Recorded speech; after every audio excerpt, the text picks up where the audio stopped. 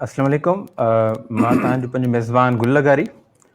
अॼु असां मौजूदु आहियूं इंस्टीट्यूट में कल्चर डिपार्टमेंट जी तरफ़ां कैफ़े सकाफ़त जो इंस्टीट्यूट आहे, जिते मुख़्तलिफ़ जेके आहिनि हर ख़मीस ते प्रोग्राम थींदो आहे। उते अदीब, शाइर, फ़नकार उन्हनि सां रिहाण थींदी आहे।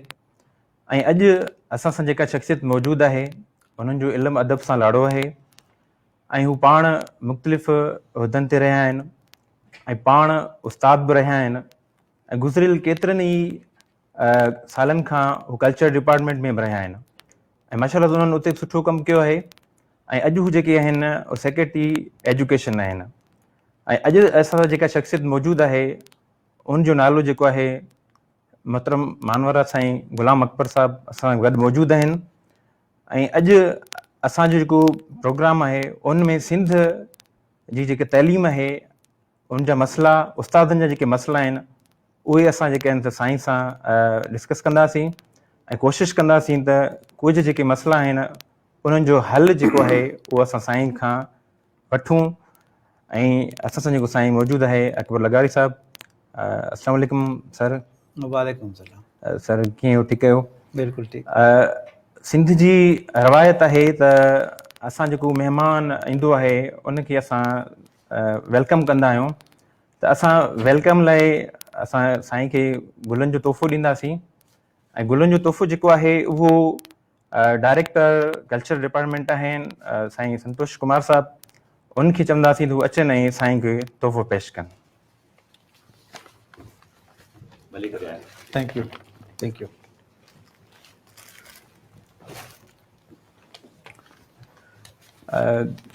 सर कीअं आहियो? ठीकु आहियो? जी बिल्कुलु ठीकु। सर माशाअल्लाह सां तव्हां जीअं एजुकेशन डिपार्टमेंट में आया हुयो, तव्हां सुठो कमु करे रहिया आहियो।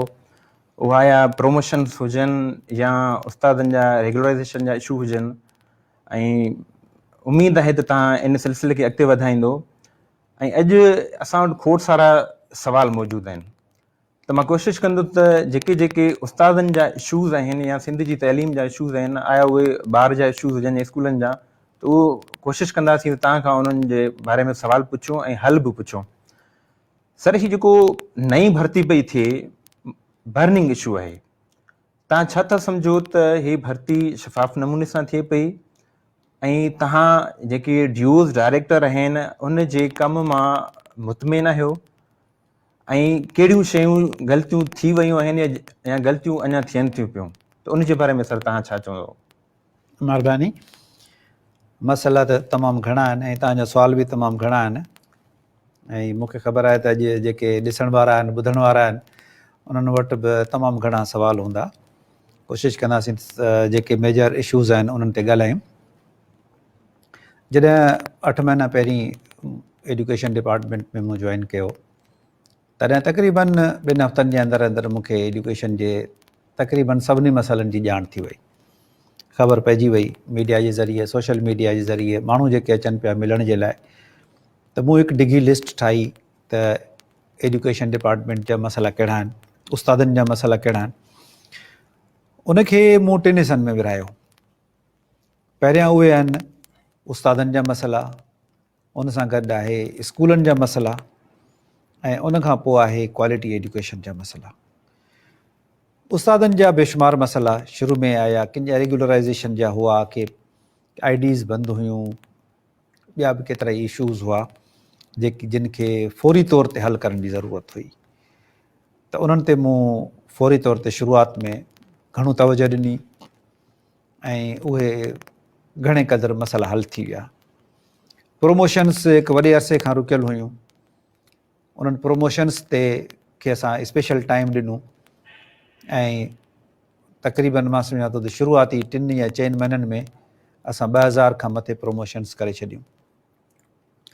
उनखां पोइ फोती कोटा जा मसइला हुआ, 5-7 सालनि जा केसिस रुलियल हुआ, उन्हनि ते असां तवजो ॾेई हाणे फोती कोटा जो को पेंडिंग केस असां वटि कोन्हे, सवाइ कंहिं अहिड़े केस जे जंहिंमें के इशूज़ हुजनि। बाक़ी जेके करंट केसिस अचनि पिया उहे आहिनि पुराणा केसिस तक़रीबन थी चुका आहिनि, असां वटां थी विया आहिनि। अॻिते ज़िलनि में हूंदा वरी उते प्रोसेस अलॻि आहे। अहिड़े नमूने सां फाइनेंशियल असिस्टेंट्स, मेडिकल, हींअर फाइनेंशियल असिस्टेंट्स जा असां एतिरा त केस करे छॾिया आहिनि जो अञा माण्हू केरु खणणु कोन थो अचे असां वटि, असां उहो करे छॾिया आहिनि, उहे माण्हू अची खणी वञनि। त जेके इहे फौरी नोयत वारा जेके केसिस हुआ उन्हनि ते तवजह ॾिनी। उन सां गॾोगॾु ई वरी रिक्रूटमेंट जा मसइला हुआ। हाणे तव्हां वटि जेके प्रायोरिटी वाइज़ जेके सुवाल हुजनि, तव्हां हिकिड़ो हिकिड़ो करे तव्हां मूंखां सुवाल पुछो त मां मुख़्तसरनि तव्हांखे उन्हनि जो जवाबु ॾींदुसि। ऐं मुंहिंजी इहा ख़्वाहिश हूंदी त जेके असांजा ॾिसंदड़ आहिनि ऐं उहे जेकॾहिं को सुवाल पुछनि त तव्हां उन हवाले सां उन्हनि जी प्रायोरिटीज़ खे ॾिसी उतां तव्हां सुवाल पुछो। ऐं ॿियो ॾिसंदड़नि खे आउं हिकिड़ी गुज़ारिश इहा कंदुसि त तव्हां जेको बि सुवाल पुछो मुख़्तसिर लफ़्ज़नि में उहो सुवाल तव्हां पंहिंजो लिखो, उनजो जवाबु आउं हिकु दफ़ो ॾींदुसि। बार बार साॻियो सुवाल न अचे, बार बार साॻियो मुतालबो न अचे। असांखे मुतालबनि ऐं सुवालनि जो हिकिड़ो अंदाज़ो आहे, पर साॻियो माण्हू या घणा माण्हू साॻियो मुतालबो 100 दफ़ा या 200 दफ़ा कंदा, उनजो को फ़र्क़ु कोन थो पवे। हिकिड़ो मुतालबो या हिकिड़ो सुवाल जंहिं ते आउं ॻाल्हाए वञा त ॿियो माण्हू उहो साॻियो सुवाल न पुछे, वरी को ॿियो सुवाल पुछे। त जी तव्हांजो पहिरियों सुवाल। सर, पहिरियों सुवाल इहो आहे त जेके भर्ती थी उन में कीज़ वग़ैरह जेके पेपर्स हुआ उन में ग़लतियूं हुयूं। तव्हांजो लास्ट हिकिड़ो इंटरव्यू बि आयो हो त उन जी तव्हां वज़ाहत बि कई हुई, त उनखे तव्हां थोरो वरी ब्रीफ कंदो त आया उहो अञा जस्ट इंटरव्यू तव्हांजो बयान ई हुयो ऐं उहो अञा लिखत में उहा शइ न आई आहे, छो जो बार बार उहे सुवाल थींदा था रहनि त उहो अञा उन्हनि खे ख़बर न पइजी सघी आहे त जेके ग्रेस मार्क्स वारो इशू आहे उहो कीअं हल थींदो। मतिलबु की असां वटि जेके बि ऑब्जेक्शन्स आया कीज़ ते, उन्हनि क्वेश्चन्स ते, त उहे असां ऑब्जेक्शन्स लिखत में वरिता हुआ कैंडिडेट्स खां। 100 जे तइदाद में, बल्कि हज़ारनि जी तइदाद में कैंडिडेट्स आया हुआ। उन्हनि लिखत में असांखे जवाबु ॾेई पोइ असां उनजी समरी ठाही त कहिड़ा कहिड़ा क्वेश्चन्स आहिनि, कहिड़ा इशूज़ आहिनि। उन्हनि ते असां मीटिंग कई, असांजे जेके बि एजुकेशन जा ऑफिसर्स हुआ, एक्सपर्ट्स खे बि असां घुरायो ऐं IBA जा बि वाइस चांसलर खां वठी ॿिया ऑफिसर्स हुआ। 5-6 कलाक जी असांजी तवील मीटिंग हुई। हिकिड़े हिकिड़े सवाल जो जाइज़ो वरितो वियो ऐं एक्सपर्ट्स खां पुछियो वियो। फाइनली असां 4 सवाल अहिड़ा कढिया जिन जो असांजे ख़्याल में त इन जो बेनिफिट ऑफ डाउट स्टूडेंट्स खे मिलणु खपे। उन ते एग्री थियासीं सभई ऐं उहो अॼु मुंहिंजी वाइस चांसलर सां अॼु बि मुंहिंजी ॻाल्हि थी आहे। उहो चए थो त जल्द खां जल्द असां तव्हांखे उन्हनि जो ग्रेस मार्क्स ॾींदासीं ऐं उहो आउं अॻे वज़ाहत करे चुको आहियां त मिसाल जेकॾहिं उन में हुननि जेको ABC में जेकॾहिं दुरुस्त करार ॾिनो हो ऐं असांजे ख़्याल सां B बि दुरुस्त हुजणु खपे, त जिन खे जी मार्क मिली चुकी आहे उन्हनि खे छॾे बाक़ी जिन बि B खे टिक कयो आहे उन्हनि खे बि हिकिड़ी मार्क मिली वेंदी। ईअं केतिरा ई माण्हू अहिड़ा अची वेंदा जिन जूं मिसाल 54 मार्कूं हुयूं या 49 मार्कूं हुयूं, त उन्हनि मां बि कुझु अची सघनि था। लेकिन उन में हिकिड़ी ॻाल्हि जी वज़ाहत करे छॾियां त मूं वटि मैसेजिस अचनि था हज़ारनि जी तइदाद में, या माण्हू राब्तो कनि था, या माण्हू सिफ़ारिशी माण्हू वठी मूं वटि अचनि था त साईं हीउ असांजो दोस्त आहे, ग़रीब आहे, या ही लेडी आहे, हिन जा 2 ॿार आहिनि, ग़रीब आहे, नीडी आहे, हिन जूं 3 मार्कूं खुटनि थियूं, हिन खे ग्रेस मार्कूं ॾियो। ईअं कोन थो ॾेई सघजनि ग्रेस मार्कूं, कंहिंखे बि अख़्तियार कोन्हे, न मूंखे न कंहिं ॿिए माण्हू खे अख़्तियार कोन्हे को त ईअं कंहिंखे ग्रेस मार्कूं ॾेई सघे। ग्रेस मार्कूं अर्न करणियूं पवंदियूं। उहे जेके असां 4 सवाल जेके असां ॿुधाया आहिनि उन्हनि चइनि मां जेकॾहिं हू उन्हनि में डिज़र्विंग आहे त उहे IBA वारा ख़ुदि ई उहे मार्कूं करे असांखे ॿुधाईंदा, पोइ असां उनखे पब्लिक कंदासीं। त पोइ उन्हनि में जिन जिन कैंडिडेट्स जा हूंदा उहे पंहिंजा काग़ज़ात जमा कराईंदा। जेकॾहिं हू उन रेंज में अचनि था त पोइ उहे उन में अची वेंदा। मसइलो सीटुनि जो जेको आहे उहो कराची हैदराबाद जो घणो आहे, बाक़ी इंटीरियर में त केतिरनि ई जॻहियुनि ते सीटूं ख़ाली आहिनि, या वेटिंग ते बि वेंदा हलिया, तॾहिं बि इंशाअल्लाह ताला उहे अकोमोडेट थी वेंदा। अच्छा सर, असां वटि सवाल बि मौजूदु आहिनि। असां सां गॾु सिंध जो उस्ताद जेको आहे उहो बि सवाल करे थो पियो। खोड़ सारा जेके उस्ताद ई आहिनि ऐं जिन टेस्ट ॾिनी आहे उहे पुछनि था पिया। हिकिड़ो इन में इहो सवाल बार बार अचे थो पियो त जेके अपॉइंट अब्दुल मजीद चांडियो जेको आहे असां सां गॾु आहे, उहो चए थो त माना 50 प्लस वारा जेके आहिनि उन्हनि खे अपॉइंट कयो। छा अहिड़ो सिलसिलो अॻिते थियणु वञे पियो थो? कैबिनेट मां मंज़ूरी वठंदो त माना 50 प्लस वारा जेके आहिनि उहे एडजस्ट थी सघनि, छो जो शायदि कुझु तहलकनि में सीट्स वग़ैरह बची पियूं आहिनि.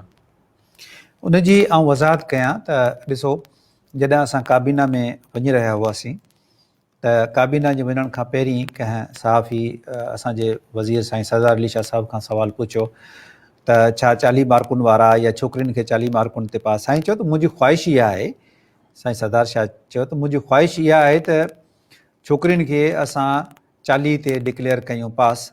वधीक जेको आहे सो मर्ज़ी काबीना जी आहे, पर इहा साईं पंहिंजी ख़्वाहिश ज़ाहिर कई हुई. पोइ उन साईं जी ख़्वाहिश खे वठी करे सभिनी माण्हुनि इहो चयो त भई साईं सरदार शाह ऐलान करे चुको आहे त 40 वारनि माण्हुनि खे ॾिनो वेंदो, हालांकि इहो ईअं हो कोन.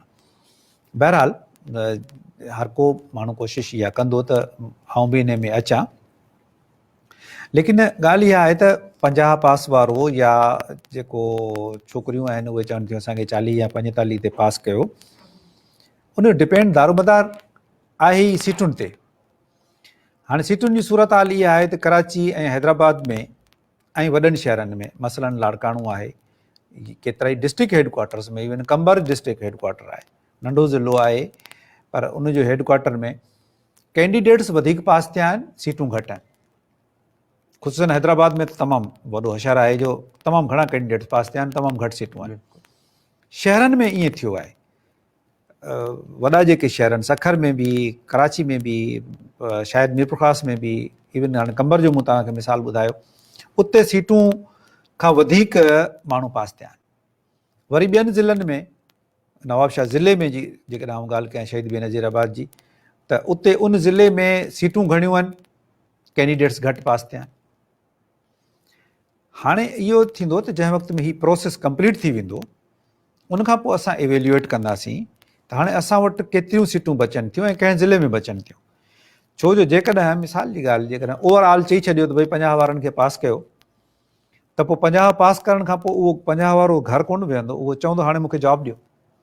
हाणे तव्हां ॾिसो त कंबर ज़िले जा कुबो सईद ख़ान या जेको आहे ॿिया तहलका आहिनि, मीरो ख़ान वग़ैरह, उते उन्हनि वटि सीटुनि जो मसइलो हो. असां उहो सीटुनि जो मसइलो उन्हनि जो हल करायो. कुबे सईद ख़ान में 135 शायदि पास थिया हुआ, सिर्फ़ु 9 ॼणनि खे मिलिया हुआ. पोइ असां जॾहिं उन्हनि जो सीटुनि जो मसइलो हल करायो त शायदि 100 खां मथे अकोमोडेट थी विया. हाणे बाक़ी जेके बचा आहिनि उहे रोज़ु, अॼु चोटियूं ॾींहं आहे, अॼु 24 ॾींहं आहे, अॼु 15 ॾींहं आहे, एहतिजाज ते वेठा आहियूं. असां जेके वेटिंग ते आहियूं, वेटिंग ते छो आहियूं, असांखे हींअर जो हींअर आर्डर ॾियो. त ईअं जेकॾहिं 50 वारनि खे ईअं जेकॾहिं यको पास करे सघिजे थो बग़ैर सोचे सम्झे, त पोइ नतीजो इहो थींदो इहे सभु जा सभु या त रोडनि ते हूंदा या कोर्टुनि में हूंदा. चवंदा त तव्हां असांखे पास करार ॾिनो, हाणे तव्हां असांखे जॉब बि ॾियो. तंहिंजे करे इहो सोचे सम्झे कबो, लेकिन उहो तॾहिं थींदो जॾहिं हीअ रिक्रूटमेंट प्रोसेस कंप्लीट थी वञे. पोइ असां ॾिसंदासीं सीटूं केतिरियूं बचनि थियूं. सीटुनि बचण खां पोइ कंहिं ज़िले में वधीक बचनि थियूं, कंहिं ज़िले में घटि. जेकॾहिं असां 50 ते करियूं मिसाल जी ॻाल्हि, त कंहिं ज़िले में तमामु घणा कैंडिडेट्स पास थी वेंदा, या कंहिं ज़िले में अञा बि पूरा कोन थींदा. मसलन ठटे में, सिजावल में, बदीन में 45 ते कयो त बि सीटूं कोन थियूं पूरियूं थियनि. हार्ड एरियाज़ 33 कयो आहे तॾहिं बि उहे सीटूं उते पूरियूं कोन थियूं थियनि. पोइ उन्हनि जे लाइ छा कबो? 33 खां घटि त कोन वेंदासीं, 40 खां घटि, 45 खां घटि त कोन वेंदासीं. अहिड़ी सूरत में सोचे सम्झी असां जेका बि हिकिड़ो प्रपोज़ल ठाहे कैबिनेट में ॾींदासीं. असां कुझु बि न आहियूं, असां डिसीशन मेकर न आहियूं. डिसीशन मेकिंग अथॉरिटी जेका आहे उहा सिंध गवर्नमेंट आहे. Sindh government means cabinet. Cabinet जे अॻियां असां सिर्फ़ु सेक्रेटरी या मिनिस्टर सिर्फ़ु असां हक़ीक़त बयानु कंदा आहियूं. पोइ कैबिनेट गॾिजी फ़ैसिलो कंदी आहे, ऐं जेको बि फ़ैसिलो थिए कैबिनेट जो, उहो पोइ उनखे डिपार्टमेंट उन ते इम्प्लीमेंट कराईंदो. तंहिंजे करे असां हिन स्टेज ते कंहिंसां बि को बि वाइदो नथा करे सघूं त हेतिरा पास थींदा. थी सघे थो त कैबिनेट चवे त हेतिरनि, मिसाल जी ॻाल्हि चवे 54 ते पास कयो या 53 ते पास कयो, थी सघे थो, या चवे त न साईं भर्तियूं कयो, वला इल्म. तंहिंजे करे उहो क़बल अज़ वक़्तु आहे, हींअर उन ते ऐं को बि हतमी राय कोन ॾींदुसि. मतिलबु पॉसिबल आहे त जिन तहलकनि या ज़िलनि में सीटूं बचनि थियूं त नेक्स्ट फेज़ हिन प्रोसेस खां पोइ उन लाइ कैबिनेट में तव्हां वञी सघो था ऐं उहे सीटूं फिल थी सघनि थियूं. पहिरीं त असां ॾिसंदासीं न त सीटूं केतिरियूं बचनि थियूं, कहिड़नि ज़िलनि में बचनि थियूं, ऐं उते जेकॾहिं कंहिंखे जेकॾहिं रिआयत थींदी, सॼी सिंध जे लाइ थींदी, रिआयत ॾियण खां पोइ भरिजनि बि थियूं या न. जेकर रिआयत ॾियण सां बि न भरिजनि त रिआयत ॾियण जो को फ़ाइदो कोन्हे. हिकिड़े पासे सीटूं रिआयत ॾियण सां बि न भरजनि ऐं ॿिए पासे सीटूं रिआयत ॾियण सां किन ज़िलनि में माण्हू अॻे ई घणा आहिनि, उते अॻे ई वधीक घणा थी वञनि त पोइ छा थींदो?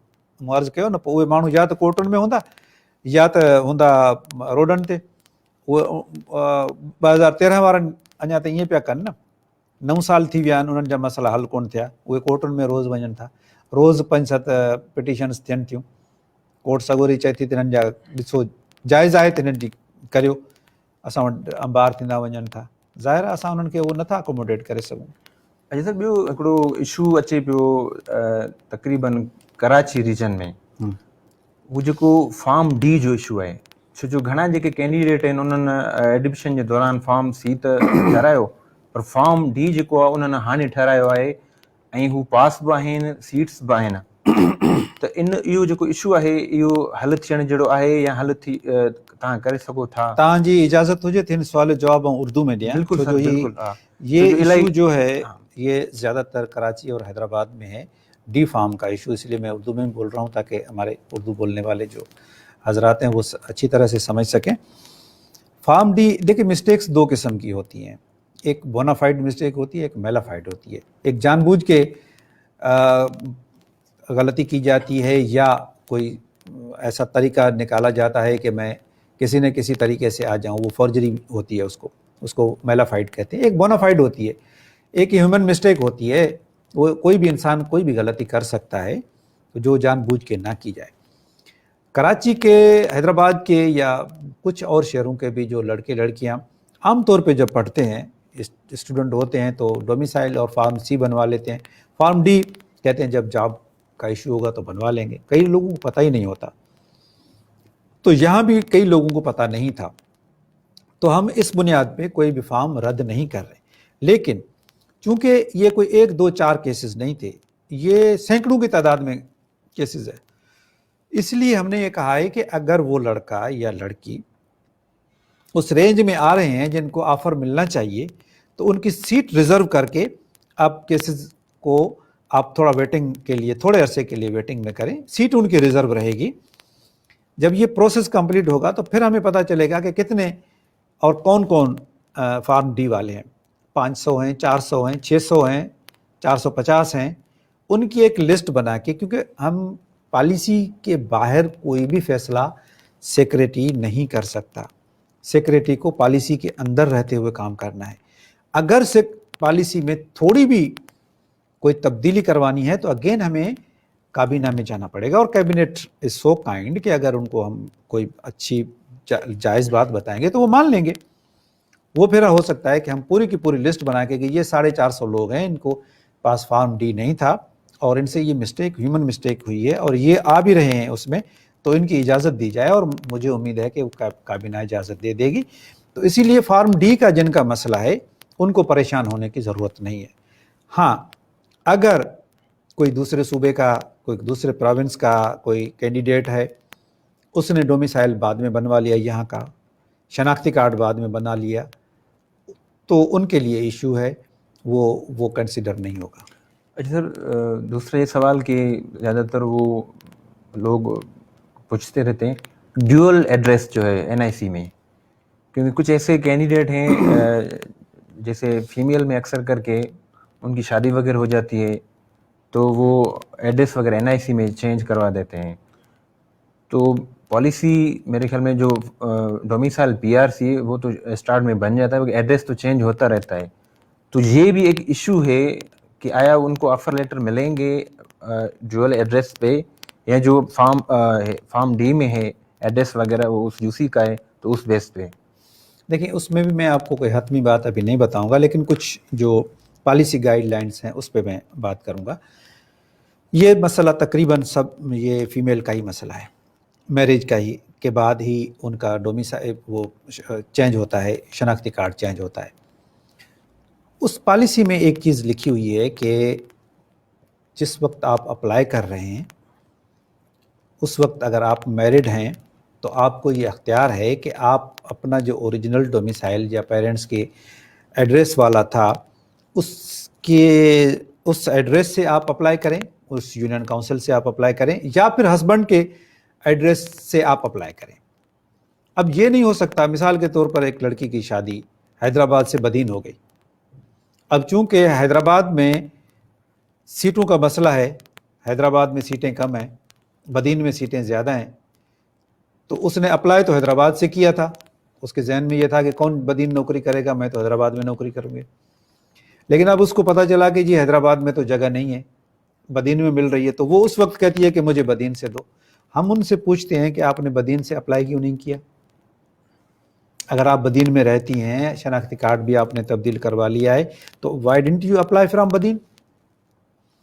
کچھ اور کیسز میں پھر یہ ہوتا ہے کہ ہسبینڈ کی ایڈریس جہاں ہے, یا بدین والی لڑکی جو ہے وہ حیدرآباد شادی کر کے آ گئی, شناختی کارڈ بھی حیدرآباد کا بنوا لیا, لیکن حیدرآباد سے نہیں آ رہا, تو وہ کہتی ہے میں پیرنٹس کے ڈومیسائل سے, کیونکہ میرا ڈومیسائل تو بدین کا ہے تو میں بدین سے اپلائی کروں گی. وہ کینڈیڈیٹس دیکھتے ہیں کہ کہاں ان کو ایڈجسٹ ہوگی. تو یہ پالیسی کلیئر ہے کہ اس نے جہاں سے اپلائی کیا ہے پہلے وہ چیز کنسیڈر ہوگی, اس کے بعد پھر ڈیول ایڈریس. اور ڈیول ایڈریس میں پھر یہ دو ایشوز ہیں, ایک تو سیم ڈسٹرکٹ, دوسرا آؤٹ آف دا ڈسٹرکٹ. تو اس میں ایز پر پالیسی ہم کریں گے, لیکن چونکہ اب کام کا دباؤ بہت زیادہ ہے, پہلے تو ہمارا فرسٹ ٹارگیٹ یہ ہے کہ ہم ایک راؤنڈ جو ہے آفر لیٹرز کا کمپلیٹ کر لیں. اس کے بعد پھر ان ڈسٹرکٹس میں جو مسائل ہیں اس کا میں یہ سوچ رہا ہوں کہ منسٹر صاحب سے بھی بات ہوئی ہے, انہوں نے بھی مجھے ہدایت کی ہے کہ کچھ عرصے میں ہم ڈویژنل لیول پہ کمپلینٹ سیل بنا دیں گے کہ وہ کینڈیڈیٹس جو ڈی او سے مطمئن نہیں ہوئے وہ اپنے ڈویژن میں ڈائریکٹر کے پاس جائیں, رائٹنگ میں اپنی کمپلینٹ لکھوائیں دیں, پھر ان کو ہم کہیں گے کہ 2 ہفتے کے اندر اندر اس کمپلینٹ پہ اپنا ڈیسیشن دے دو. بہت سارے مسائل یہاں حل ہو جائیں گے. پھر بھی اگر کوئی مسئلہ حل نہیں ہوتا, وہ پھر بعد میں سیکرٹری کے پاس وہ مسئلہ آئے گا. میں بھی کوئی کمیٹی بناؤں گا, ذاتی طور پہ میں نہیں کر سکوں گا, لیکن یہ ایک سسٹمیٹک میتھڈ سے چلنا پڑے گا. ایسے نہیں ہوگا کہ کوئی کینڈیڈیٹ جس کا بھی جو ایشو, جس طرح سے میرے ساتھ آج کل ہو رہا ہے, کسی کا بھی کوئی ایشو ہے تو وہ ڈائریکٹ مجھے میسیج یا کال کرتے ہیں اور ریکویسٹ کرتے ہیں خدا کے لیے ہماری کال اٹھاؤ. یہ پاسبل نہیں ہے. 45-50 ہزار کینڈیڈیٹس جو ہے وہ ریکروٹ ہو رہے ہیں, ان کو ایک سیکرٹری, ایک پرسن کس طرح سے سب کو رسپانس کر سکتا ہے؟ دس از ناٹ پاسبل. اچھا سر, ان میں شروع میں جڏहिं ٹیسٹ تھی हुई ان में हिकिड़ी पॉलिसी हुई हर सब्जेक्ट में 45% ऐं हुन खां पोइ 55% पासिंग रेशियो हुयो. उन टाइम में जेके JEST हुजनि या PhD हुजनि, उन्हनि में जिन्हनि टेस्ट क्वालिफाई कई हुई त उहे चरा वरी जॾहिं कैबिनेट जी अप्रूवल थी आहे त उन खां पोइ उहे रहिजी पिया वञनि. छा इन्हनि सां उहो नाइंसाफ़ी न पई थिए? न, नाइंसाफ़ी इन्हनि सां काई बि न आहे. उन्हनि टेस्ट पास कई, को डिपार्टमेंट उन्हनि खां पंहिंजो उहो राइट त न फुरियो आहे. 55 मार्कूं खईं, हेठियां जेके हुआ सभिनी में 45 मार्कूं बि खईं, त उन में उहा त कंसीडर थिए पई न, उनखे रद्द त कंहिं कोन कयो आहे. लेकिन कैंडिडेट्स चवनि था त असांखे प्रियोरिटी ॾियो. प्रियोरिटी नथी ॾेई सघिजे. काबीना उन जेका पॉलिसी हुई उनखे चेंज करे छॾियो. जॾहिं पॉलिसी में चेंज अची वञे थी त पुराणी पॉलिसी ख़तमु थी वञे थी, उन जॻह ते नई पॉलिसी अची वञे थी. कानून बि जेकॾहिं को हिकिड़ो ख़तमु थी वञे थो, उन जॻह ते ॿियो कानून अची वञे थो, त हाणे असां इहो नथा चई सघूं त असांखे पुराणे कानून जे तहत असां सां डील कयो. तंहिंजे करे जेको नओं कानून अची वञे थो उन कानून जे हिसाब सां उहो डील कयो वञे थो. नई पॉलिसी आई वई आहे, तंहिंजे करे मूंखे न मैसेज त फर्स्ट पॉलिसी पास कैंडिडेट, इहो हुननि पाण टर्म कॉइन करे वरितो आहे, पॉलिसी पास कैंडिडेट. त जेके भला ॿिया पास थिया आहिनि उहे पॉलिसी पास न आहिनि छा? उहे बि त पॉलिसी पास आहिनि न. बिल्कुलु, उहा बि त काबीना जी पॉलिसी आहे. तंहिंजे करे पॉलिसी पास सभु आहिनि, जेके पास आहिनि उहे पॉलिसी पास आहिनि. ऐं सर असां वटि अक्सरियत जेका आहे प्राइमरी टीचर्स आहिनि. तव्हां शुरू में आया हो त पुराणा जेके इशूज़ हुआ उहे त तव्हां माशाल्लाह सां हल कया रेगुलराइज़ेशन जा, जंहिंमें इकरा यूनिवर्सिटी हुई, सिंध यूनिवर्सिटी वारा हुआ, NTS वारा हुआ, उहे माशाल्लाह सां ॾाढा परेशान हुआ. तव्हां इहो मसइलो अची हल कयो. असां वटि वॾी तइदाद में जेको उस्तादनि जो अंग आहे उहो प्राइमरी साइड आहे. ऐं हाणे उन्हनि जो जेको इशू हले थो पियो अपग्रेडेशन जो, उन ते समरीज़ वग़ैरह बि ठहियूं आहिनि. फर्दर जेको आहे उहो आया बजट ताईं अपग्रेडेशन थी सघे या बजट खां पोइ त कमु जेको आहे उहो किथे अपग्रेडेशन जो जेको आहे उहो रुकियो थो पियो आहे? जी, अपग्रेडेशन हाणे ॾिसो, प्राइमरी में असां वटि जेके जॻहियूं आहिनि उहे तक़रीबन 1 लख जॻहियूं आहिनि, जंहिंमां हींअर जेके रिक्रूटमेंट थिए पई उहे कढी छॾियो त बाक़ी 70,000 या 72,000 टीचर आहिनि जेके असां वटि हींअर फील्ड में कमु कनि पिया, प्राइमरी टीचर्स। उन्हनि 70-72,000 उस्तादनि मां 43,000 उस्ताद अहिड़ा आहिनि जेके अॻे ई 14 या 16 स्केल में पघार खणनि पिया।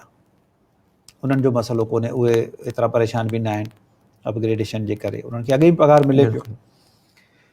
जेके NTS वारा 13 में पास थिया हुआ, उहे ईंदड़ साल ऑटोमेटिकली हुननि खे 14 स्केल मिली वेंदो हलियो, टाइम स्केल, उहे बि परेशान न आहिनि।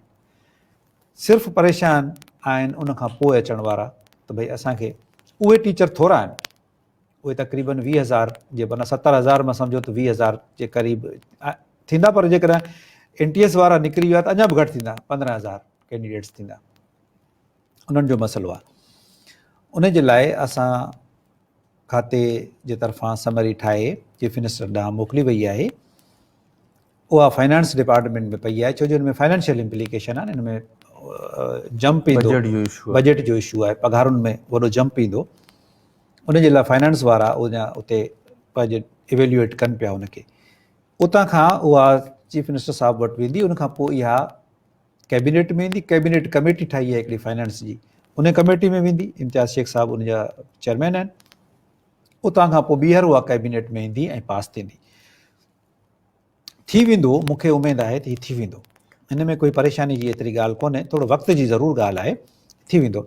सुभाणे मुंहिंजी यानी 29 तारीख़ ते मुंहिंजी सेक्रेटरी फाइनेंस सां मीटिंग आहे, 2 बजे इन इशू ते आहे, नमाज़ खां पोइ इन इशू ते सुभाणे मुंहिंजी मीटिंग आहे। सभई उहे उस्ताद दुआ कनि त उहो सुभाणे फाइनेंस वटां जेको मसइलो हल थी वञे, त उनखां पोइ अॻिते जेको मसइलो कोन थींदो। असां वटि जेको रुक बि आहे शइ, उहा फाइनेंस में रुक बि आहे, छो जो पैसा ॾियण वारा हुआ आहिनि। सो इंशाअल्लाह ताला आई होप कि हीउ मसइलो हल थी वेंदो। ॿी ॻाल्हि त उहे उस्ताद इन करे परेशान आहिनि त जेके नवां उस्ताद अचनि पिया उहे असांखां सीनियर थी वेंदा।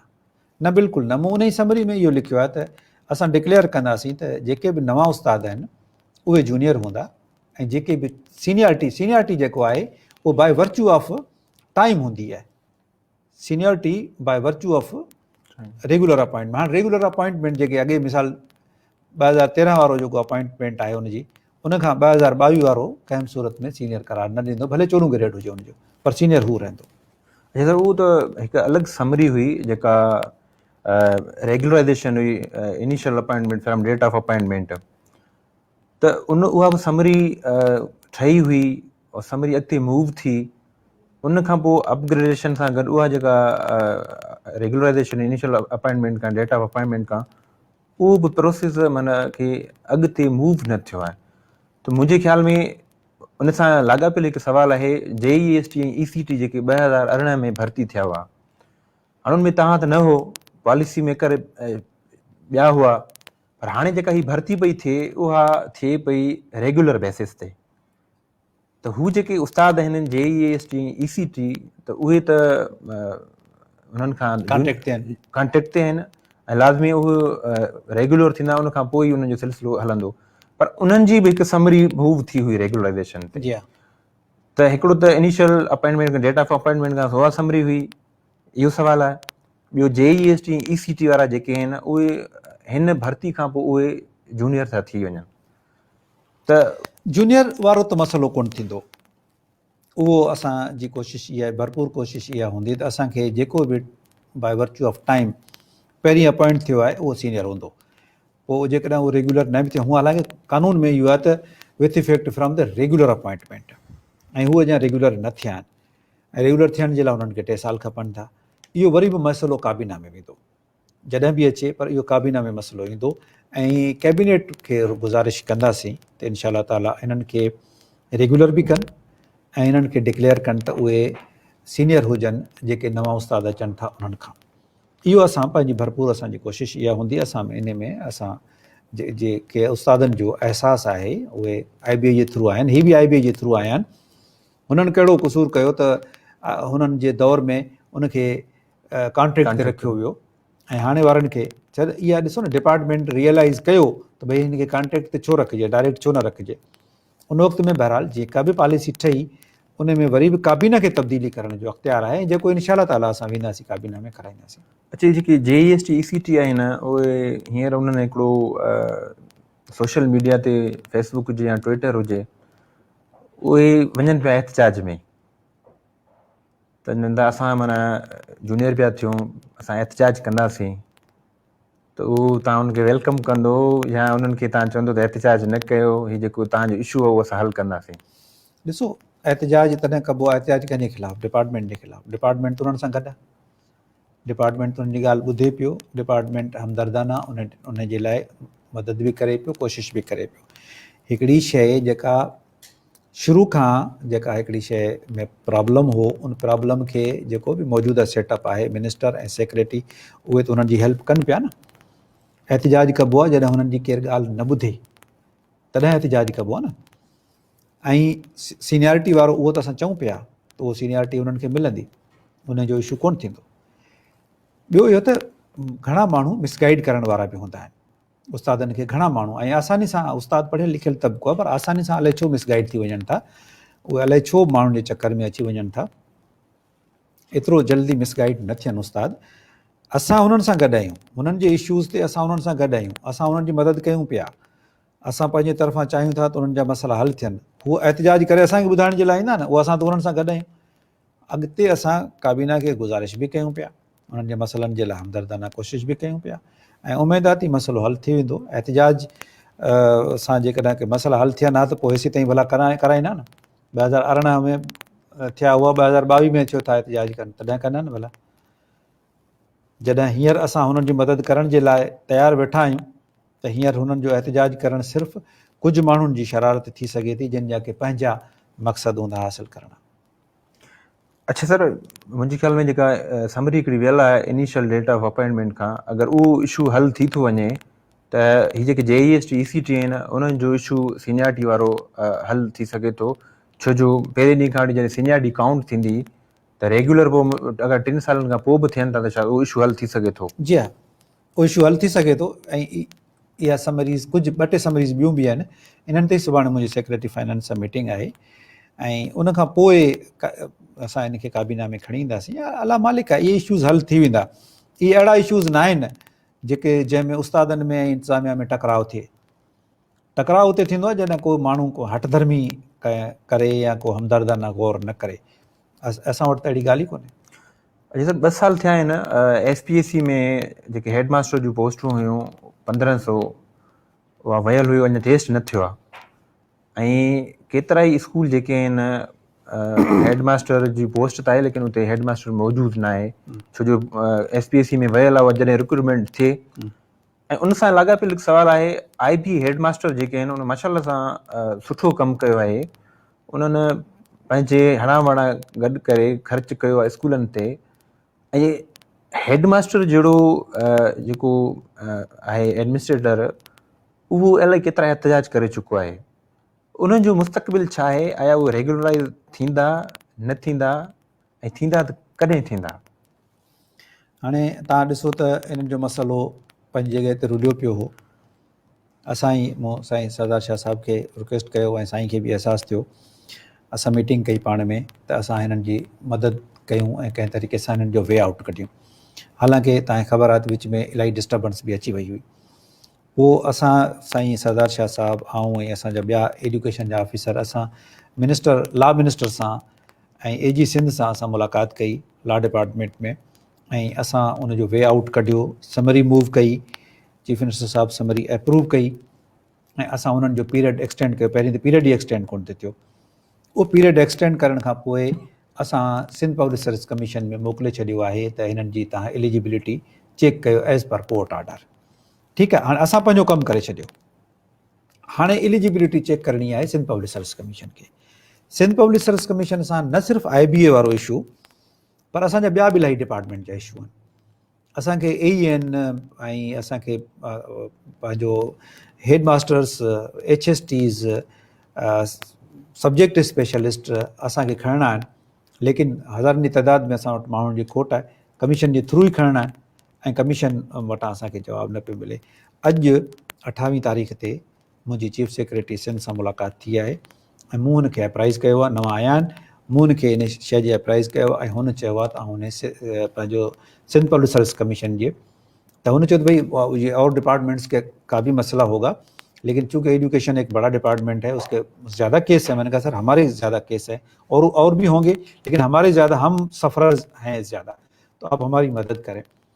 तो ही हैज़ प्रॉमिस्ड, चीफ सेक्रेटरी साहब ने बड़ा अच्छा रिस्पांस दिया और उन्होंने कहा कि नहीं जी बिल्कुल मैं करूँगा एजुकेशन के लिए, और मेरा कंसर्न एजुकेशन है, और उन्होंने शो किया कि मेरी प्रायोरिटी भी एजुकेशन होगी। तो आज ही ये मेरी बात हुई है। अच्छा, हिकिड़ो इशू जेको नई भर्ती हुई उन में इहो हो त म्यूनिसिपल कमेटी, कॉर्पोरेशन ऐं टाउन कमेटीज़, छो जो पॉलिसी अॻु में ठही भर्ती थी उन खां पोइ वरी उहे शयूं तब्दील थी वियूं। सिंध में बि अहिड़ा खोड़ सारा आहिनि जिते यूसीज़ खे कन्वर्ट कयो वियो आहे टाउन कमेटीज़ ऐं म्यूनिसिपल सिर्फ़ु कासिमाबाद जो कासिमाबाद जो इशू जेको आहे, बाक़ी ॿिया सभु थी विया आहिनि। कासिमाबाद जे मसइले खे मूं कुझु वक़्त जे लाइ मौख़र इन करे करायो त पहिरीं कुझु ॿिया मसइला हल करे वठूं ऐं थोरो पॉलिसी खे हिकु दफ़ो ॿीहर ॾिसी वठंदासीं। ईद खां पोइ उन्हनि जो इनशाला मसइलो हल थी वेंदो। अच्छा, इनखे जेको आहे सो कैबिनेट में तव्हां खणी वेंदो? न, मां सम्झां थो त शायदि कैबिनेट में खणी वञण जी ज़रूरत न पवंदी, असां करे वठंदासीं ऐं हिकु दफ़ो असां वरी पंहिंजे वकीलनि सां मशवरो कंदासीं।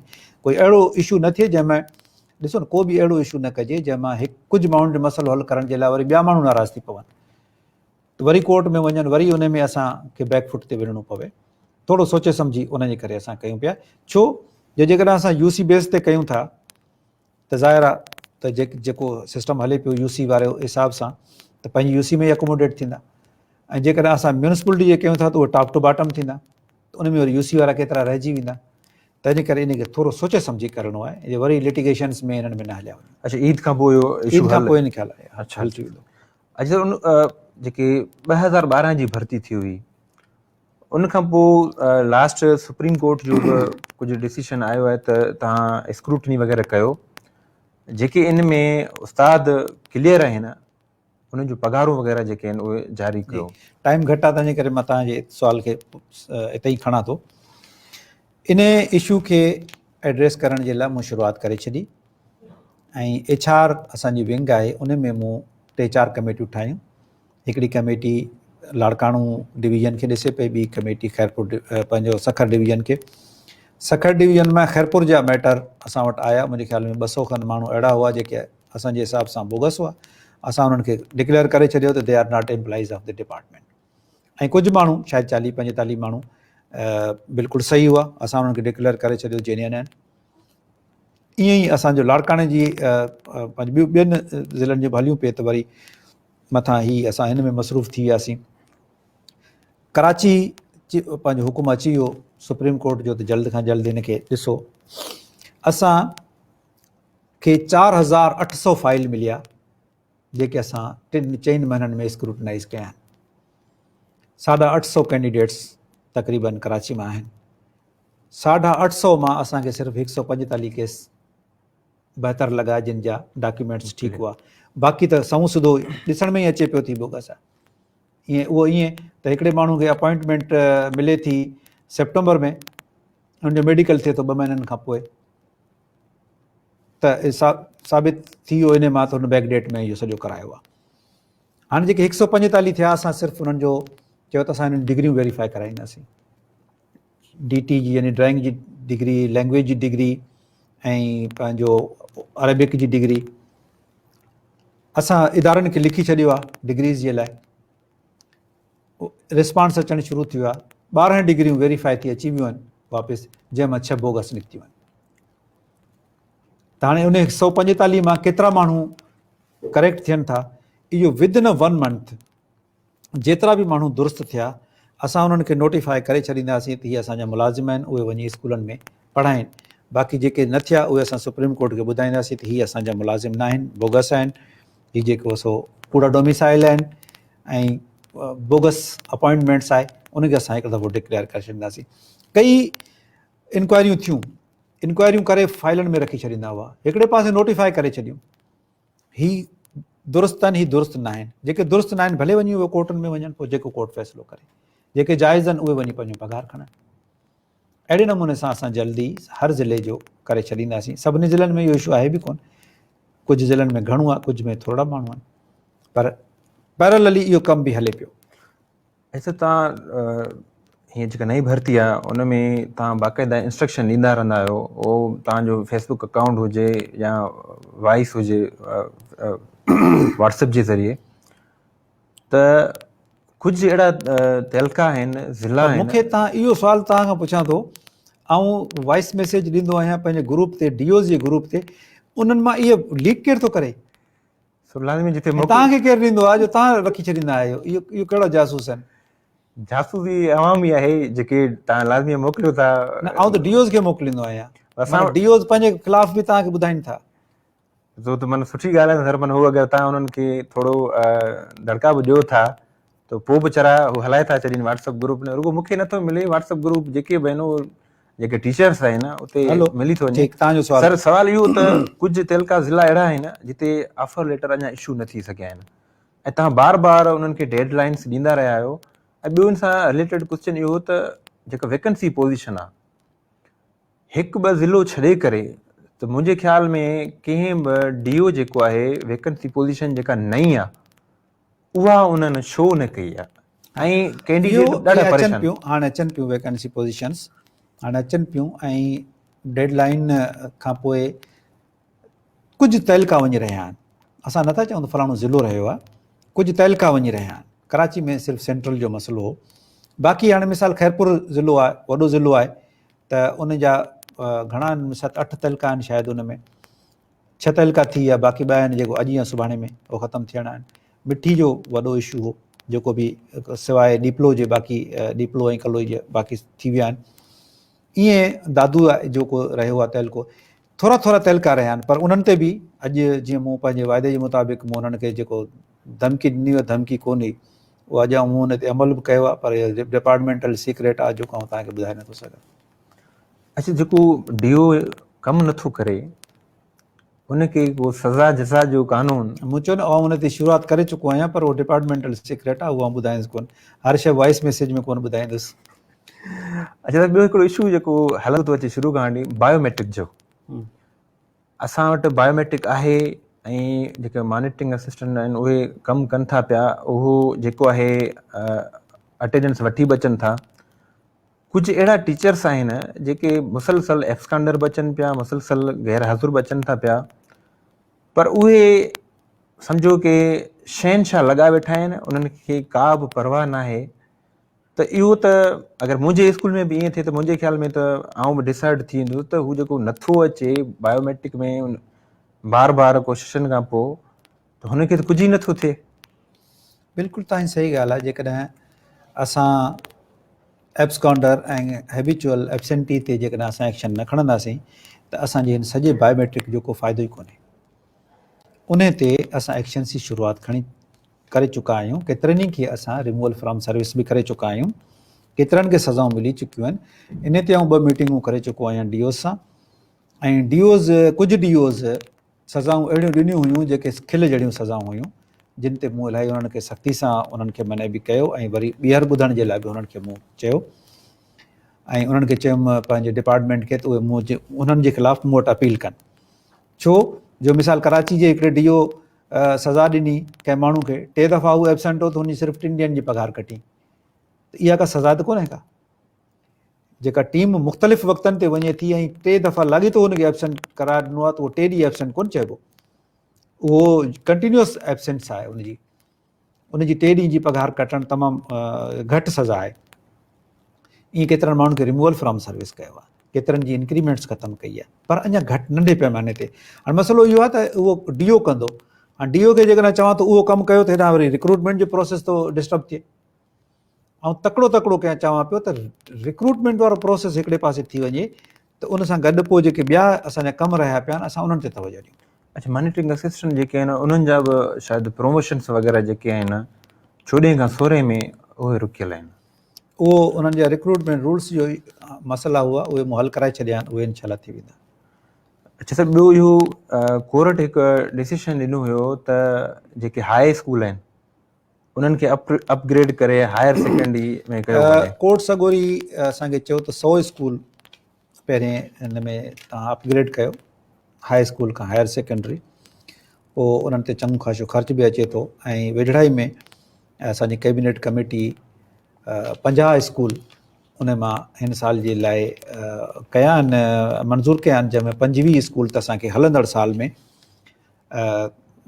कमु शुरू कराइणो आहे उन्हनि ते, जेको हाणे असांजी 2 ॾींहं 3 ॾींहं पहिरीं मीटिंग थी आहे। 25 स्कूल उन्हनि मां हाणे थियनि पिया। इनिशियली असां हर ज़िले मां हिकिड़ो स्कूल खणूं पिया, बाक़ी 25 ईंदड़ साल, ऐं बाक़ी जेके 50 आहिनि उहे बि असांजा साल 2 जे अंदरि कंप्लीट थी वेंदो हलियो। असां हिन कोट सगोरी जे हुकुम ते बि अमल कयूं पिया। अॼु तरह सां इलाही मैसेज अचनि पिया। आसिफ़ राजड़ साहिबु चए थो त जेके 2013 वारा NTS वारा उन्हनि जो वरी छा थींदो? ॾिसो, 2013 जी NTS वारा खे आउं इहो चवां त हींअर जेका रिक्रूटमेंट हले पई, कंहिं जॻह ते जेकॾहिं 10 सीटूं आहिनि, हैदराबाद में जीअं आहे मिसाल, लतीफ़ाबाद में 10 सीटूं आहिनि ऐं 20 माण्हू पास थिया आहिनि, त 10 त रहिजी वेंदा न। छा इहे ईंदड़ 10 सालनि ताईं चवंदा रहंदा त असांखे लतीफ़ाबाद में अपॉइंट कयो? जेतिरियूं सीटूं हिन वक़्तु आहिनि, 1 साल ताईं हू वेटिंग लिस्ट ते रहंदा।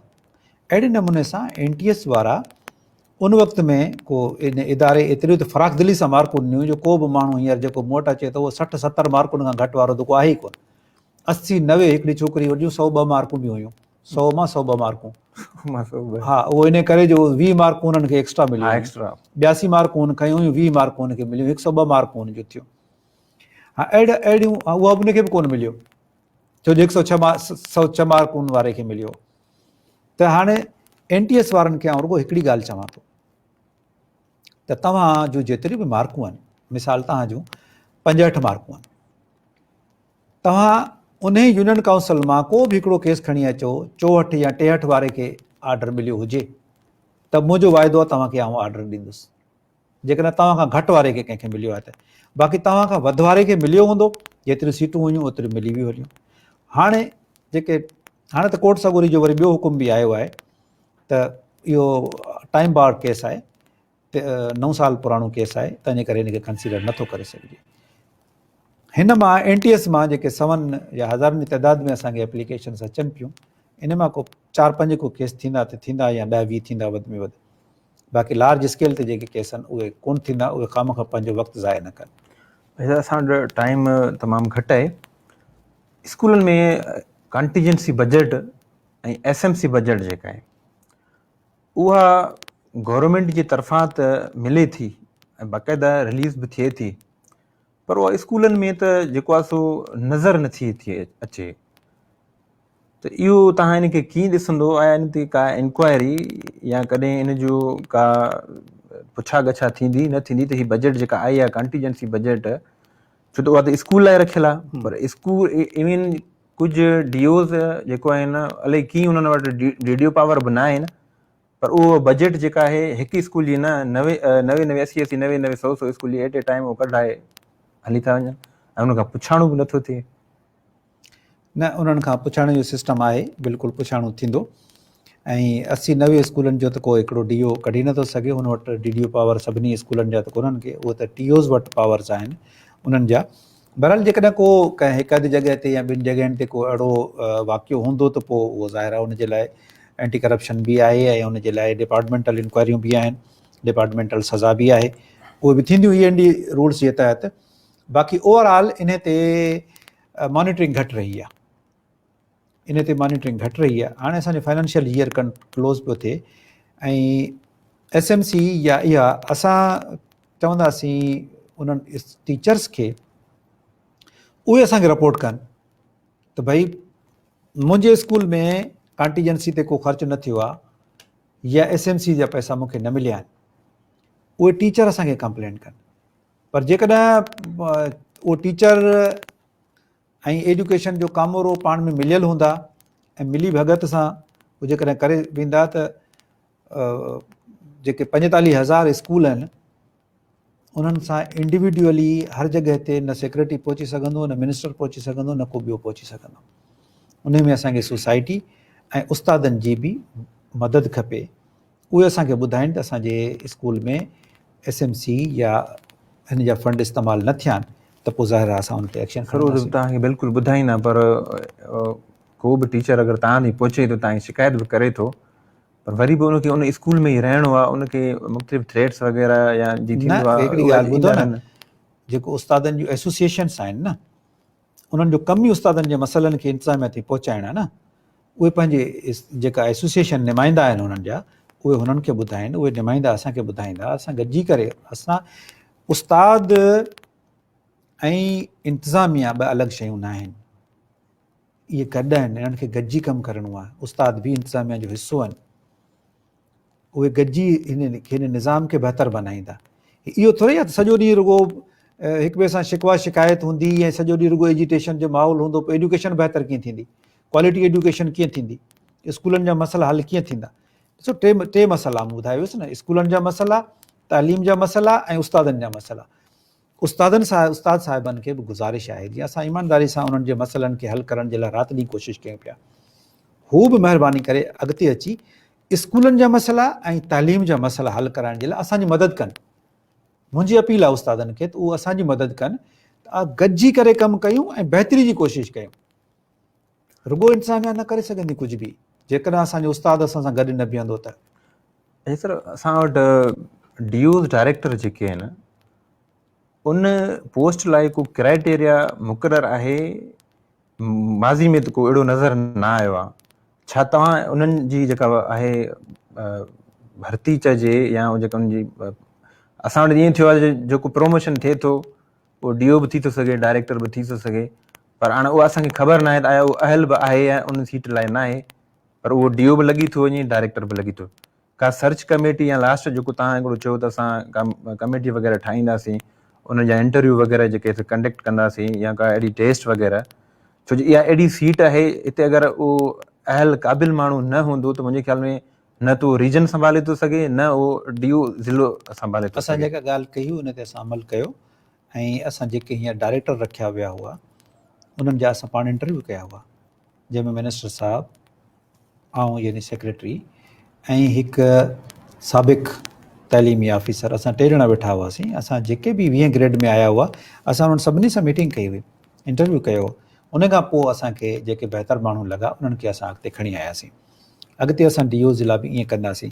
लेकिन अॼु हिकिड़ी ॻाल्हि ॿी ॿुधाए छॾियां तव्हांखे, उन में जेके DO साहिबान आहिनि उन्हनि लाइ शायदि ख़तरे जी घंटी हुजे, त अॼु आउं चीफ सेक्रेटरी खे हिकिड़ी गुज़ारिश करे आयो आहियां त असांखे जेका असांजी सर्विसिस अकेडमी आहे, इन में असांजे DOs खे एडमिनिस्ट्रेटिव इंतिज़ामी कोर्स कराया वञनि। त हुन मूंखे चयो आहे त तव्हां कोर्स डिज़ाइन करे ॾियो, ऐं हिते ऑर्डर कयां थो, ऐं इनशाला कोर्स डिज़ाइन कंदुसि, घणो न त बि महीने ॾेढ जो कोर्स डिज़ाइन कंदुसि, त असांजा DO साहिबान, डायरेक्टर साहिबान इंतिज़ामी जेके मसइला आहिनि, कानून जा मसइला आहिनि, रूल्स एंड रेगुलेशन्स आहिनि, उन्हनि जी ट्रेनिंग करायूं। अकेडमिक ट्रेनिंग्स त करे था अचनि, पाइट मां हितां हुतां अकेडमिक ट्रेनिंग कनि था न, पर जेको इंतिज़ामी मसइला आहिनि, ऐं केतिरनि ई माज़रत सां DOs खां, त केतिरनि ई DOs खां ऐं पुछंदो आहियां त बाबा तव्हां भला END रूल्स पढ़िया आहिनि? त सिधो त मूंखे न चई सघंदा आहिनि, पर अणसिधो चवंदा आहिनि त मुंहिंजे जेको बचूमल आहे उन पढ़िया आहिनि। इहो बचूमल हर हर हर हुन में हूंदो आहे, हुन में इहो, ऐं उहो अकुल जो वॾो अफ़लातून हूंदो आहे। असांजा DOs ऐं असांजा डायरेक्टर जेकॾहिं की जिन वटि इल्मु ऐं नॉलेज पूरी न आहे, त उहो उन बचूमल जे पोयां हलनि था। नतीजो इहो आहे त पोइ उहो उनखे खॾ में किराइनि था। सही सर, हे उस्तादनि जा मसइला बि थी विया। मुंहिंजे ख़्याल में जेके बि मसइला हुआ असां हिते डिस्कस कया आहिनि। स्कूल में जेको वेठल ॿार आहे उन लाइ तव्हांजी छा प्लानिंग आहे, छा उन लाइ तव्हां सोचियो आहे? छो जो स्कूल हले थो ॿार सां, ऐं ॿार स्कूल में उस्ताद बि मौजूदु आहे, लेकिन उहा तालीम ॿार खे न पई मिले या नथी मिले। ऐं इवन जेके पेरेंट्स आहिनि उन्हनि जो कम्युनिकेशन गैप न हुअण जे बराबरि आहे। ऐं सरकारी स्कूल में त जेके एडमिशन वालदीन कराए था वञनि, मुंहिंजे ख़्याल में त उहो सरकारी स्कूल खे एडी सेंटर सम्झंदा आहिनि, जीअं एडमिशन कराए था वञनि त वरी घुराइण खां पोइ बि नथा अचनि। त ॿार जेको स्कूल में मौजूदु आहे उन लाइ तव्हां छा सोचियो आहे? ॾिसो, ॿार असांजी फर्स्ट प्रायोरिटी हुजणी ॿार खपे, लेकिन बदकिस्मती सां असांजी प्रायोरिटी ॿार न बणिजी सघियो आहे। असांजी प्रायोरिटी इंक्रीमेंट आहे, असांजी प्रायोरिटी प्रमोशन आहे, अपग्रेडेशन आहे, ॿियूं प्रायोरिटीज़ थी वियूं आहिनि। बदकिस्मती इहा ई आहे, कंहिं हिकिड़े खे को ॾोह नथो ॾेई सघिजे, ऐं जेकॾहिं इन ॾोहे में ॾोही आहिनि त पोइ सभु ॾोही आहिनि, इंतिज़ामिया बि ॾोही आहे, उस्ताद बि ॾोही आहे, समाज बि, सोसाइटी बि, सिविल सोसाइटी सभु ॾोही आहिनि उन में, जो ॿार खे प्रायोरिटी अॼु ताईं असां न ॾेई सघिया आहियूं। ॿार खे प्रायोरिटी न ॾियण सां ॿार पोइ हलियो वियो आहे। तरक़ी कंहिंजी थिए पई उहो तव्हां पाण ॾिसी वठो। मुंहिंजे अॻियां हिकु उस्तादु वेठो आहे, हीउ उस्तादु कोन थो लॻे, हीउ ब्यूरोक्रेट लॻे थो, छो जो हिनजी असां पघार वधाए छॾी आहे, हिनजी असां मराहत वधाए छॾियूं आहिनि। इहो ख़र्चु असां ॿार ते कोन था कयूं। जेकॾहिं असां ॿार ते कयूं त ॿार बि अहिड़ो हुजणु खपे, सरकारी स्कूल जो ॿार बि गुल लगारी जहिड़ो ड्रेसिंग करे ऐं गुल लगारी जहिड़ो स्मार्ट नज़र अचे, पोइ असांजी कामयाबी आहे। पर उहो वीचारो फाटल कपिड़नि में, फाटल जूतनि में आहे, तालीम जो हुनखे क्वालिटी एजुकेशन नथी मिले। त महिरबानी करे आउं उस्तादनि खे बि गुज़ारिश कंदुसि त अॻे जेके उस्ताद हूंदा हुआ 80 जे ॾहाके में, 90 जे ॾहाकनि में, उन दौर में उस्तादनि जूं पघारूं तमामु घटि हूंदियूं हुयूं। अञा बि जेकॾहिं पोइ ते हलिया वञो 60 ऐं 70 वारे ॾहाके में त उस्तादनि जूं पघारूं रुपयनि में हूंदियूं हुयूं। 1960 में जेके उस्ताद हूंदा हुआ उन्हनि जी पघार हूंदी हुई 65 रुपया, 40 रुपया, 45 रुपया या 80 रुपया पघार हूंदी हुई उन्हनि जी। पर उन्हनि उस्तादनि जेके शागिर्द तयारु कया, उहे कमाल जा शागिर्द ऐं कमाल जा उस्ताद हुया। उनखां पोइ हिन सदी में मुंहिंजे ख़्याल में वधि खां वधि जेके पघारूं वधियूं आहिनि उहे उस्तादनि जूं वधियूं आहिनि, मराहत उस्तादनि जूं वधियूं आहिनि। उस्ताद जी हींअर हैसियत आहे, हींअर टाइम स्केल ते 18, 19, 20 ग्रेड ताईं मूं जेतिरी पघार खणंदड़ बि बेशुमार उस्ताद आहिनि। सुठी ॻाल्हि आहे, मुबारकूं, ख़ुशी जी ॻाल्हि आहे। तव्हांखे प्रायोरिटी मिलणु खपे, पघारूं वधणु खपनि। जेसीं ताईं तव्हां उस्तादनि जा फाइनेंशियल मसइला हल न हूंदा, ज़हनी तौर ते तव्हां मुतमइन न हूंदा, त तव्हां अॻिते डिलीवर बि न करे सघंदा। पर हाणे इहे एतिरा तव्हांजा मसइला हल थी चुका आहिनि, एतिरी तव्हांखे मराहत मिली चुकियूं आहिनि, ख़ुशी जी ॻाल्हि आहे। हाणे तव्हां गॾिजी करे महिरबानी करे ॿार ते तवजो ॾियो, महिरबानी करे स्कूल ते, ऐं ईअं न त नथा ॾियो, ॾियनि था। तव्हां में बेशुमार उस्ताद, बहितरीनु उस्ताद आहिनि, सैल्यूट टू देम। लेकिन पंहिंजे सिफ़ुनि में ॾिसो त कुझु उस्ताद, कुझु माण्हू अहिड़ा बि हूंदा जेके पढ़ाइनि नथा या सिर्फ़ु फॉर्मेलिटी पूरी कनि था। उन्हनि ते इंतिज़ामिया जेकॾहिं चेक नथी रखी सघे त तव्हां चेक रखो। उस्ताद तनज़ीमूं आहिनि, उहे उन्हनि ते चेक रखनि। कंहिं बि उस्ताद तनज़ीमुनि खे बि गुज़ारिश आहे त कंहिं बि अहिड़े उस्ताद खे प्रोटेक्शन न ॾियो जेको पढ़ाए नथो, कंहिं बि अहिड़े उस्ताद जी हिमायत न कयो जेको घोसड़ो हुजे। तव्हां उन जी निशानदेही कयो त उन ते एक्शन थिए। तव्हां सही नमूने में निमाइंदा रुॻो उस्तादनि जा न आहियो, तव्हां निमाइंदा तालीम जा बि आहियो, तव्हां निमाइंदा ॿारनि जा बि आहियो। तंहिंजे करे निमाइंदगी जो हक़ तॾहिं तव्हां अदा करे सघंदो जॾहिं तइलीम जे भले जे लाइ, ॿारनि जे भले जे लाइ ऐं उस्तादनि जे भले जे लाइ, निज़ाम जे भले जे लाइ कमु कंदो, त असांखे बि ख़ुशी थींदी ऐं असां तव्हां सां गॾु आहियूं हर मसइले में, हर ॻाल्हि में। तव्हां असां गॾिजी जेकॾहिं कुझु कमु कंदासीं त तइलीम जी बहितरी बि करे वेंदासीं। जे न त जी अॻे हलंदो रहियो आहे त मसइला हींअर ॿ आहिनि। जेकॾहिं असां हिकु पेज ते न हूंदासीं त ॿिनि मां 4 मसइला थींदा, पर जेकॾहिं असां हिकु पेज ते हूंदासीं त ॿिनि मां हिकु ऐं हिकु मां 0 मसइलो थींदो। सर, प्रोग्राम असांजो पूरो थी चुको आहे। को अहिड़ो सवाल जेको रहिजी वियो हुजे? जाम सवाल रहिजी विया आहिनि, जेके मूंखे 1000 खनि मैसेज रोज़ अचनि था। उन्हनि में जेके सवाल अचनि था उन मां त तव्हां अञा अधु सवाल बि न पुछिया आहिनि। बेशुमार, मैं ये उर्दू में भी कहूँगा कि आपके सवालात, आपके जो कंसर्न्स हैं, मुझे 100% पता है। आपके मैसेजेस के मैं जवाब नहीं दे सकता, मैं सारे पढ़ भी नहीं सकता, लेकिन जो भी मैं मैसेजेस पढ़ता हूँ या जो भी मुझे मेरे से लोग मिलने के लिए आते हैं, मुझे पता है कि आप लोगों के क्या मसाइल हैं। मुझे ये मसला है, पता है कि प्राइमरी टीचर के क्या मसले हैं, IBA टीचर्स के क्या मसाइल हैं, NTS वालों के क्या मसाइल हैं, रेगुलराइजेशन के क्या मसाइल हैं, यूनियन काउंसिल्स के क्या मसाइल हैं। हमारे यूनियन काउंसिल में सीटें कम हैं, ज़्यादा लेकिन कम दिखा रहे हैं, ये भी आप लोग कहते हैं। आप लोग ये भी कहते हैं कि फार्म D का मसला है। आप लोग ये भी कहते हैं कि हम कब तक इंतज़ार में रहेंगे, वेटिंग लिस्ट कब ख़त्म होगी, हमें कब ऑफ़र लेटर दिया जाएगा। जितने भी आपके इश्यूज़ हैं, यकीन जानिए मुझे आपके हर इशू का पता है। आप ये ना सोचें कि आपका कोई ऐसा इशू होगा जिसका मुझे पता नहीं होगा, मुझे पता है। और मैं आपका हर इशू मेरे पास रिकॉर्डेड है, लिखा हुआ है, और मैं हर इशू पे काम कर रहा हूँ. लेकिन मसला सिर्फ प्रायोरिटी का है, वक्त का है. वक्त यही 24 घंटे हैं जो आपके पास हैं, यही 24 घंटे हैं जो मेरे पास हैं. मैं अपने जो मुकर्ररा वक्त है नौकरी का, मैं उससे डबल टाइम देता हूँ ताकि इस निज़ाम को कुछ बेहतरी कर सकूँ, ला सकूँ और आपके कुछ मसाइल हल कर सकूँ. तो आप घबराएं नहीं, फ़िक्र नहीं करें, परेशान ना हों. आपके मसाइल वन बाय जितने भी मसाइल हल कर चुका हूँ, उन लोगों को पता है कि उनके मसाइल हल हो गए. बाकी जो रहते हैं वो मसाइल भी इंशाअल्लाह ताला हल हो जाएंगे. लेकिन मुझे आपका ताउन चाहिए निज़ाम की बेहतरी के लिए, स्कूल की बेहतरी के लिए, बच्चे की बेहतरी के लिए. अगर आप मेरा साथ नहीं देंगे तो मैं लाजमी तौर पर फेल हो जाऊँ. मैं का मतलब मैं नहीं हूँ, मैं का मतलब पूरा तालीमी निज़ाम है, मिनिस्टर साहब है, मैं हूँ और ऑफिसर्स हैं. हम सब आपकी खिदमत के लिए हैं और आप हमारी नई एजुकेशन की खिदमत करें. Thank U very much. Sir तव्हांजी वॾी महिरबानी, तव्हां पंहिंजो क़ीमती वक़्तु कढी हिते आया ऐं उमेदु आहे त जेका हिते डिस्कशन थी आहे तव्हां जो उस्तादनि जे मसइलनि जे हल लाइ जंहिं पहिरें ॾींहं खां वठी जाखोड़ियो पिया, कोशिशि कयो पिया ऐं तव्हां वाहिद सेक्रेटरी आहियो जेके अमलो आहे, स्टाफ आहे, जेको उस्ताद आहिनि उन्हनि सां तव्हां डायरेक्ट तव्हां राब्ते में आहियो.